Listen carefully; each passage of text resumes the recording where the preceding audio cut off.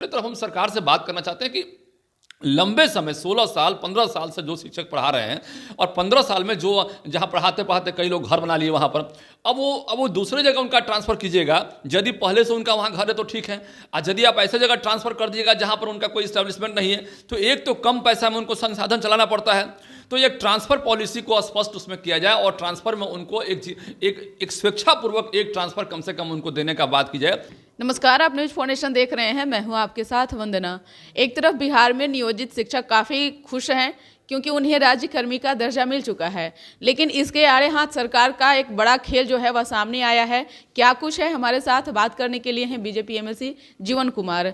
नियोजित शिक्षकों को अब राज्यकर्मी का दर्जा तो मिल गया, अब क्या परेशानी है? देखिए, परेशानी वहाँ पर है, ऐसा नहीं। 16 साल से नियोजित शिक्षक राज्यकर्मी के दर्जे की मांग कर रहे थे और हम अपने चुनाव के क्रम में जहाँ भी गए सब लोगों ने कहा कि जब आप चुनाव जीतिएगा तो हमारा एक संकल्प लेके जाइए, यहाँ से हमसे वादा करके जाइए कि आप यहाँ से जाने के बाद हमको जितने भी नियोजित शिक्षक हैं राज्यकर्मी का दर्जा आप दिलवाने का काम करेंगे। मैंने कहा कि मैं वादा नहीं करूँगा, लेकिन मैं गंगा जल लेकर संकल्प लेता हूं। यहाँ पर मैं कसम खाता हूं कि यहाँ से जाने के बाद आपका संघर्ष का साथी के रूप में खड़ा रहूंगा और हर हाल में तब तक मैं लड़ूंगा जब तक मेरे अंदर सांस चलेगी, मेरा खून जब तक जो है मेरे साथ है, और तब तक मैं लड़ूंगा जब तक कि आपको राज्यकर्मी का दर्जा नहीं मिल जाए। और ये मंजिल हम लोग पा लिए हैं। जितने भी नियोजित शिक्षक 16 साल से लगातार मांग कर रहे थे और संघर्ष हुआ। आपने देखा कि 13 जुलाई को बड़ा संघर्ष हुआ। उसमें हमारे एक साथी विजय सिंह शहीद हुए, जहानाबाद के थे। तो भारतीय जनता पार्टी ने पूरा अपना खून बहाया है इसमें, और हमारे पार्टी के सांसद विधायक कई लोगों को इसमें पीटा गया और कई लोग का माथा फटा, कई लोग घायल हुए, बुरी तरह घायल हुए। सैकड़ों नहीं हजारों लोग हमारे पार्टी के घायल हुए। तब जाके राज्यकर्मी का दर्जा देने का कमेटी बनाने का बात किए हाउस में सरकार के लोग। आपने देखा कमेटी बनाए वहाँ पे, और कमेटी बनाने के बाद ड्राफ्ट तैयार हुआ और अंत में जाके ये राज्यकर्मी का दर्जा मिला। लेकिन उसमें बहुत सारी खामियां भी हैं। एक तरफ खुशी का माहौल है कि भाई जो भी टीचर कॉन्ट्रैक्चुअल बेसिस पे थे अब जो है वो सरकारी कर्मी कहे जाएंगे, आने वाले एक एग्जाम दक्षता परीक्षा देकर जो है राज्यकर्मी का दर्जा पाएंगे, उसके बाद सरकारी कर्मी कहे जाएंगे। तो निश्चित रूप से चारों तरफ से कई जगह से फ़ोन आया, हमें करीब 200-300 फ़ोन आया हमको कि भाई चलिए सर, एक हम लोग का आंदोलन सफल हुआ, तो बहुत खुशी की बात है। लेकिन दूसरी तरफ हम सरकार से बात करना चाहते हैं कि लंबे समय 16 साल 15 साल से जो शिक्षक पढ़ा रहे हैं और 15 साल में जो जहां पढ़ाते पढ़ाते कई लोग घर बना लिए वहां पर, अब वो दूसरे जगह उनका ट्रांसफ़र कीजिएगा। यदि पहले से उनका वहां घर है तो ठीक है, और यदि आप ऐसे जगह ट्रांसफ़र कर दीजिएगा जहां पर उनका कोई इस्टेब्लिशमेंट नहीं है तो एक तो कम पैसा में उनको संसाधन चलाना पड़ता है। तो एक ट्रांसफ़र पॉलिसी को स्पष्ट उसमें किया जाए और ट्रांसफ़र में उनको एक स्वेच्छापूर्वक एक ट्रांसफ़र कम से कम उनको देने का बात की जाए। उस नियमावली में थोड़ी संशोधन की जरूरत है जिसपे कैबिनेट ने अपना मोहर लगा दिया है।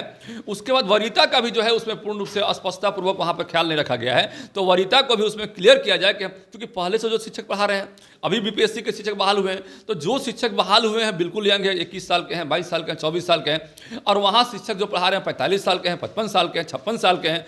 तो आप बताइए कि जो 55 साल वाले शिक्षक होंगे और जब वो जूनियर होंगे 25 साल के शिक्षक से, तो समाज में क्या संदेश जाएगा? एक बिल्कुल गलत संदेश जाएगा। और कहीं से भी वो क्वालिफिकेशन में कमी नहीं है उनका। आप देखिए बीपीएससी में जो इस बार जो शिक्षक क्वालिफाई किए हैं उनका स्टेट में जो मार्क्स था 42% मार्क्स में उनको सेलेक्ट कर लिया गया, और जो पुराने वाले शिक्षक थे जिनको कि स्टेट में 60 मार्क्स लाना पड़ा था तब जाकर उनको क्वालिफिकेशन मिला था। तो कहीं भी गुणवत्ता में इनसे कम नहीं है, और पहले कई बार जो है अपनी गुणवत्ता को दर्शा चुके हैं। उन्होंने दक्षता परीक्षा दिया, तब जाके आपने उनका पेमेंट बढ़ाया, उन्होंने स्टेट पास किया, बीएड किया, सब कुछ किया बाद में, पहले जो नहीं भी किए थे। तो हर परीक्षा को पास करने के बाद आपने उनका पेमेंट बढ़ाया, और वो लगातार अपने आप को जो है प्रदर्शित करते रहे कि हम पढ़े लिखे हैं, क्वालिफाइड हैं। और उनके स्कूलों से 90% 95% तक लोग जो है कई स्कूल ऐसे हैं जहाँ से लोग अच्छा मार्क्स लाए हैं, 80% 90% तक हाई स्कूल में मार्क्स लाए हैं। तो कहीं ना कहीं क्वालिफिकेशन तो है उनमें। तो अब जाके स्थिति यह है कि हम सरकार से मांग करते हैं आपके चैनल के माध्यम से कि आप जो है, और मैंने पत्र भी लिखा है सरकार को, मैंने कम्युनिकेशन भी किया है, और जो कम्युनिकेशन हो सकता है वो कम्युनिकेशन किया है, मैंने सूचना दी, कम्युनिकेशन किया, और आपके चैनल से भी हम सरकार से मांग करते हैं कि जो नियमावली में थोड़ा रेक्टिफिकेशन की जरूरत है उसको आप अवश्य कीजिए। नहीं तो एक जो है असंतोष की भावना है कि भाई हमारा वरीयता का उसमें ध्यान पूरी तरह नहीं रखा गया, हमारे ट्रांसफर पॉलिसी का ध्यान रखा गया। आपने कहा कि हम 3 जगह आप चॉइस पोस्टिंग आप मांगे, 3 जगह चॉइस पोस्टिंग में हम देंगे, और जिनका ज़्यादा मार्क्स होगा उनका चॉइस पोस्टिंग मतलब कि होम देंगे, और बाकी जो है रैंडमाइजेशन के माध्यम से हम बाहर भेजेंगे। लेकिन इस बात का महिलाओं को, दिव्यांगों को तो पहले से प्राथमिकता मिलती रही है। आपने पहले भी प्राथमिकता दिया है, ये अलग बात है कि आपने प्राथमिकता देने का वादा किया लेकिन दिया नहीं। लेकिन दिया नहीं। तो आपने उनके साथ पहले भी धोखा किया है और अब हम चाहते हैं कि अब नए नियमावली में भी उनके साथ धोखा हो, ये अच्छी बात नहीं है। इसलिए हर हाल में उनके साथ धोखा नहीं हो, लगे कि भाई खुशी का माहौल है। ये आपने जब मोहर लगाया है तो पूरे बिहार में एक अच्छा माहौल बनना चाहिए। और इसलिए हम मांग करते हैं कि नियमावली में जो है पोस्टिंग का जो है और खासकर जो अब परीक्षा देने की भी कोई हमें लगता आवश्यकता नहीं है, क्योंकि सक्षमता परीक्षा तो पहले ही दे चुके हैं वो। तो इन बातों का ध्यान रखते हुए सरकार को चाहिए कि नियमावली में थोड़ा रेक्टिफिकेशन की जरूरत है, उसको रेक्टिफिकेशन कर दें। एक सवाल यह भी है कि सरकार जो है समय समय पर जब शिक्षक की कमी होती थी तो वह अतिथि शिक्षक का सहयोग लेते थे। ऐसे में अब अतिथि शिक्षक पर जो है संकट देखा जा रहा है इन दिनों, उन्हें सरकार जो है अब हटा रही है। उस सरकार से उनके समर्थन में क्या मांग करते हैं? देखिए, अभी अतिथि शिक्षक की जो बात आती है तो अतिथि शिक्षक में सबसे बड़ी बात है, आपको याद होगा माननीय मंत्री जी का बयान आया था।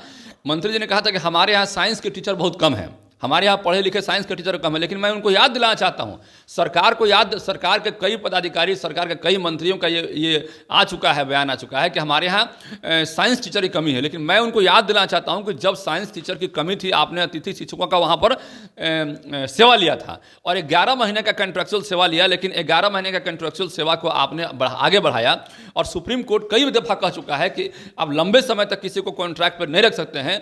तो कहीं ना कहीं ये मामला जो है ये परमानेंट की तरफ बढ़ रहा था। और 6 साल 5 साल कोई पढ़ाएगा और आप कहिएगा कि मतलब कि कॉन्ट्रैक्चुअल रहेगा, तो ये कहीं से भी जस्टिफाइड नहीं है।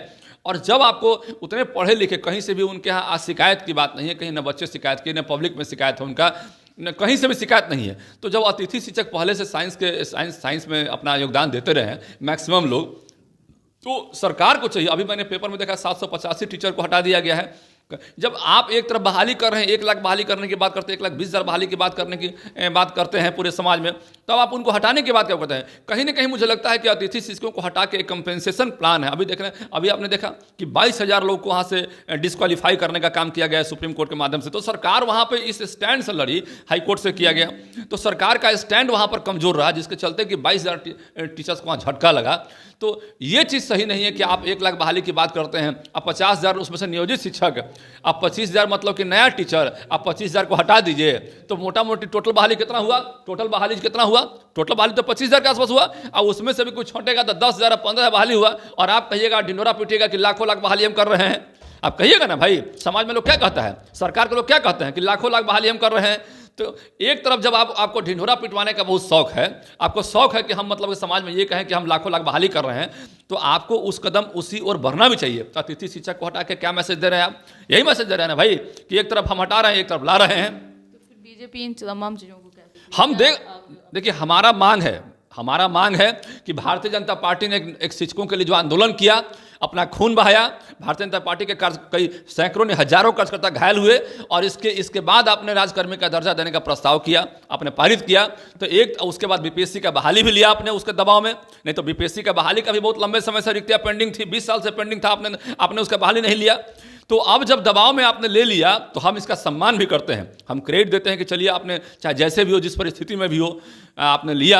आपने देखा कि विजय सिंह हमारे जहानाबाद के कार्यकर्ता शहीद भी हो गए, तो आज उस शहीद आत्मा को शांति भी मिलेगी।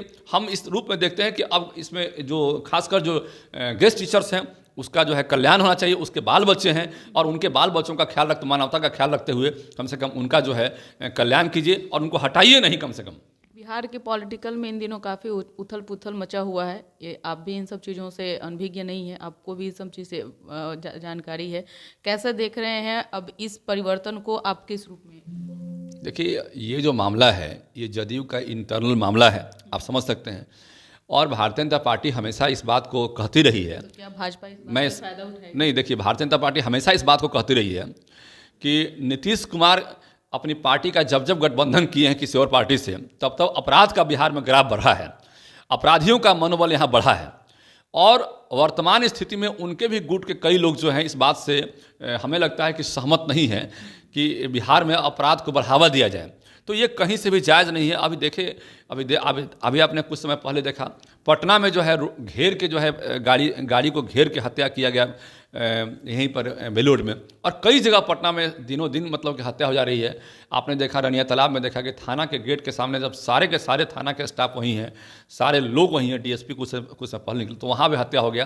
तो थाना के सामने भी लोग सुरक्षित अपने आप को महसूस नहीं कर रहे हैं।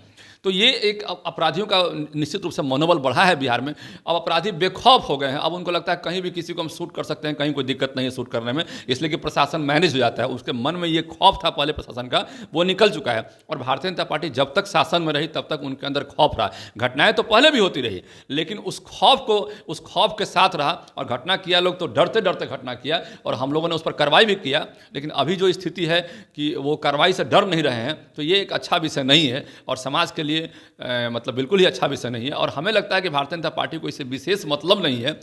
और आने वाले समय में हम लोग लोकसभा फोकस कर रहे हैं। लोकसभा में 40 में 40 सीट हम लोग निकालने का प्लानिंग कर रहे हैं। और निश्चित रूप से जनता का जो मूड है, मिजाज है भारतीय जनता पार्टी के प्रति, जो गरीबों के लिए जो काम हुआ है, उज्ज्वला पर काम हुआ है, विश्वकर्मा योजना पर काम हो रहा है। हर गरीब को जो हाथ से काम करना चाहते हैं, जो विश्वकर्मा समाज के बंधु हैं, ये लोग हैं, उनके लिए 1 लाख रुपए का स्कीम सरकार ने निकाला है। और भी कई स्कीम है, आपने देखा प्रधानमंत्री आवास योजना है। तो रोटी, कपड़ा और मकान, जो पहले इन 3 चीज़ जीवन में आवश्यक है, 70 साल के बाद भी कांग्रेस ने इस पर ध्यान नहीं रखा, और रोटी, कपड़ा और मकान नहीं दे पाए 60% से अधिक लोगों को।